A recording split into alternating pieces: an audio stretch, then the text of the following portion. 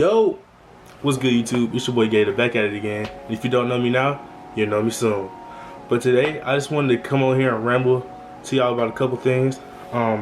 So I put on my Instagram recently things that people wanted me to talk about. And one thing was about relationships. And I'm not an expert in relationships, but I feel like I have some pretty good points. Y'all can let me know down in the comment section below if things y'all would do differently or if I missed something.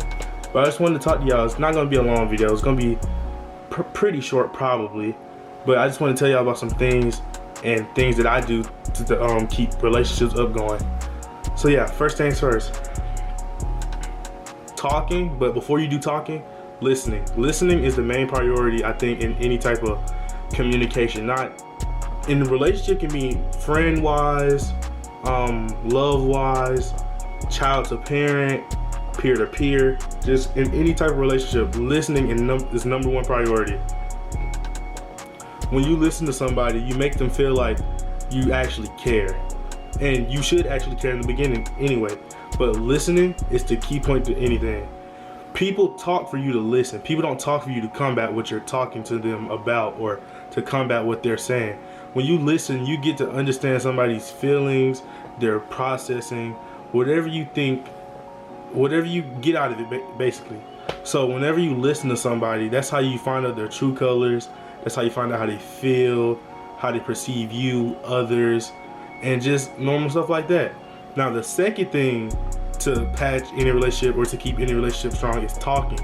You can listen, but if you listen and not, I don't want to say like respond in a negative way or rebuttal, but if you don't lay your side out, they're gonna feel like they're always right, which could be the case sometimes, could not be the case.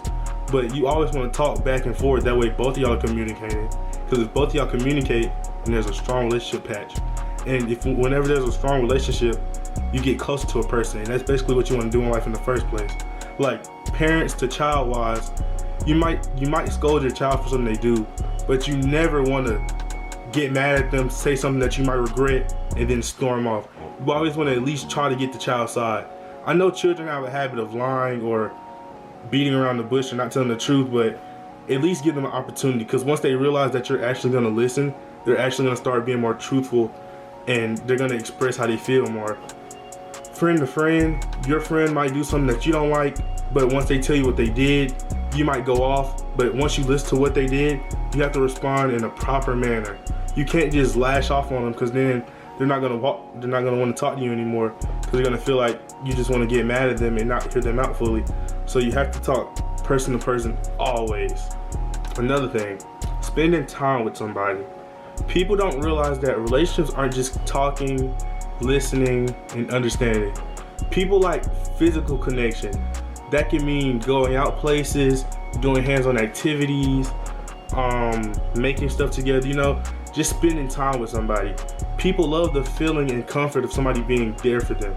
That's what most humans love and desire, because in our brain and human nature, that's what we need. We like affection and just somebody to always be around. It doesn't mean be around them 24/7 or keep up everything that they're doing or whatever that may be, but just spending time with somebody. People really appreciate that. They might not tell you, but anybody appreciates knowing that they have somebody there to spend time with them, to hang out, talk to, stuff like that. Okay, this is another key point that I want to let you guys in on. Reciprocation. Reciprocation is a thing that people often look for in a relationship. This is mainly like a person-to-person, like love connection relationship, not really like parent, or sometimes it could be peer-to-peer, depending on how you look at it. For reciprocation, nobody ever wants to do too much or too less, or nobody ever wants to feel like they don't do enough. So material stuff is material stuff. I'm not saying reciprocate stuff within material means. I'm talking about reciprocate stuff within attitude, feelings, just connections. Like if somebody's really passionate about what they're telling you about, you should always listen to what they have to say. Now, I have fell victim to listening to stuff that I don't find that interesting, and sometimes I throw it off, and I realize that's wrong, because when I want to talk to somebody about something that I'm passionate about, they don't want to listen because they feel like, well, if you don't listen to me, why should I listen to you? And that's a very fair point. I've experienced that a lot. Shout out Keezy. But you have to learn that people like to be heard. So you have to reciprocate whatever you do or whatever they do. You have to do it back either way.